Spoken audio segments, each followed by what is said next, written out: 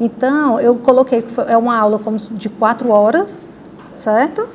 Sobre avaliação e planejamento em harmonização, certo? E os objetivos dessas metodologias é fazer com que os alunos eles compreendam os princípios de avaliação estética facial, consigam integrar um planejamento do tratamento com ética profissional, né? Integrar as duas coisas, desenvolver também habilidades práticas em consulta por meio de simulações, certo? Aí, como é que eu faria? Eu faria primeiro uma dinâmica de abertura, certo? Então, é para deixar bem mais, movimentar mais os alunos, né? Fazer uma dinâmica de abertura falando sobre o que é beleza para você, e fazia uma reflexão sobre a percepção individual de beleza e relevância da harmonização de cada um, certo? Aí poderia fazer nessa dinâmica com espelhos, com os alunos, né, sabendo qual era o padrão de beleza, o que é que eles entendiam por beleza e tal. E nesse momento fazia uma contextualização sobre a importância da avaliação estética e do planejamento e harmonização, certo? Então, depois eu faria, aí sim, eu demoraria mais ou menos uns 20 minutos nessa introdução, né? Depois faria uma exposição dialogada e realçando o que devemos observar na avaliação facial, entre proporções, simetria, harmonia. Usaria ferramentas de avaliação, fotografia, análise de perfil, proporção áurea e levaria muito em conta a questão da importância da escutativa e da anamnese detalhada, certo? Então, dividiria os alunos em duplas para analisar imagens de rostos, identificar pontos de avaliação e compartilhar observações com a turma. Então, a metodologia seria baseada nesses problemas, na análise de imagens e discussão em duplas, nesse momento, certo? Deixa eu ver aqui. Depois, nós faríamos um planejamento, também uma discussão guiada, né?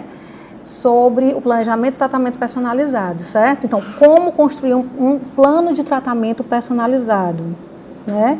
Analisando expectativa versus realidade, risco e responsabilidade do profissional. E, junto a isso, faria uma breve introdução à bioética, né, com autonomia, beneficência, não maleficência e justiça, já que eu queria integrar esse planejamento junto com a ética, certo? Então, a metodologia seria estudo de caso e debate em grupo. Então, cada aluno ia ler uma situação-problema e discutir em pequenos grupos as possíveis decisões e implicações éticas daquelas situações-problemas, certo? Depois, dentro da mesma atividade, eu faria uma simulação de consulta, né? Como se fosse um role playing, né?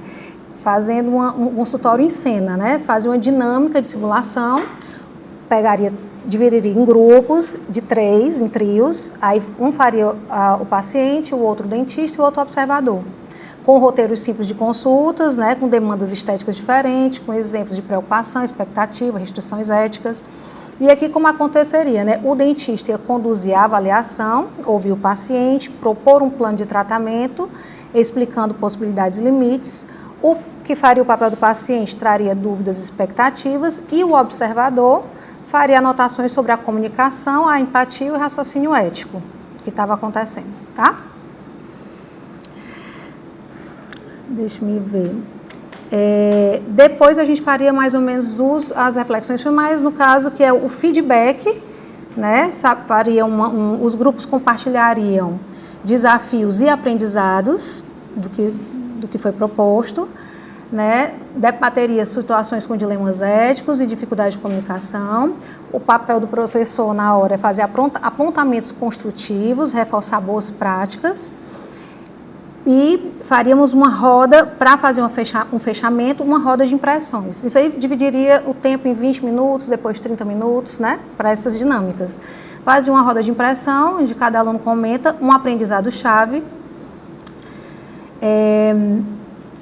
Que mais? E aplicaria também um mini questionário para ter um feedback sobre a aula e a autoavaliação da aprendizagem, né? Deixaria também referências para estudo adicional sobre avaliação estética e ética na odontologia, certo? Aí, assim, os materiais que estariam sendo de apoio eram slides ilustrativos, roteiros, né, que ia ter que ter nas simulações, roteiros impressos, e os espelhos para fazer aquela parte, ou imagens de referência, certo?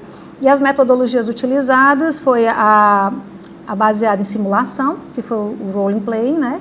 O estudo de caso, debate em grupo e exposição dialogada.